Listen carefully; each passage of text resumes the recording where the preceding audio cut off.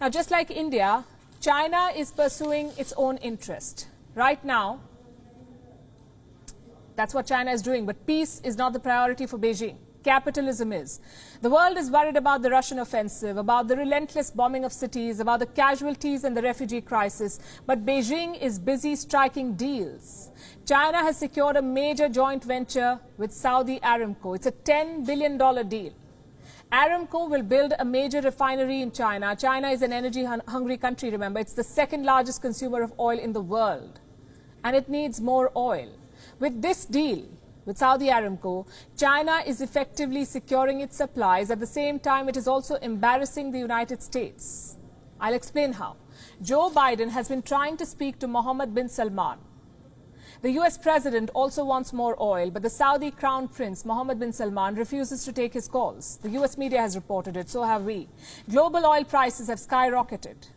They have jumped by more than 30% since the 24th of February, since the Russian invasion. So more supplies from West Asia will help. They will stabilize the prices of oil. But the Saudis have refused to play ball.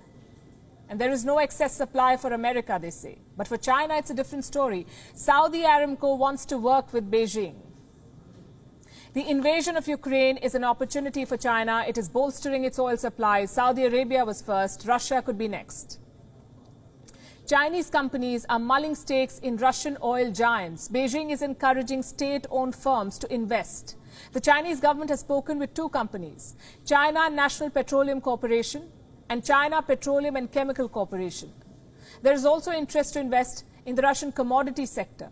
China's biggest oil supplier in Russia is already stepping up. Russia's Surgut wants to sell more oil to China. It has found a way to circumvent sanctions.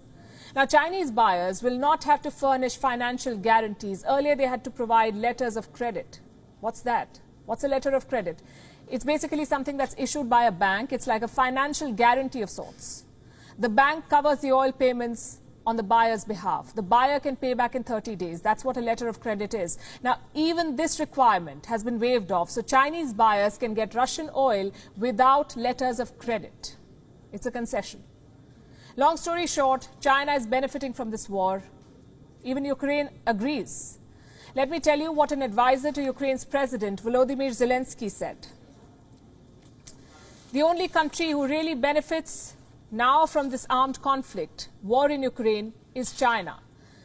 China would benefit through increased supplies of Russian energy and as a connector between Russia and the rest of the world.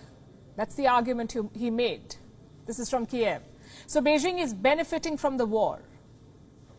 How much is it supporting Russia? Here comes another twist. Apparently, China has refused to supply aircraft parts to Russia.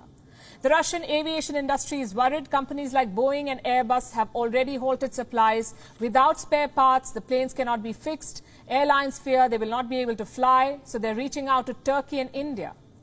But considering the strong sanctions by the West, it is unlikely that anyone will step up immediately. China was supposed to be the lifeline for Russia. For now, Beijing is only thinking about itself. WION is now available in your country. Download the app now and get all the news on the move.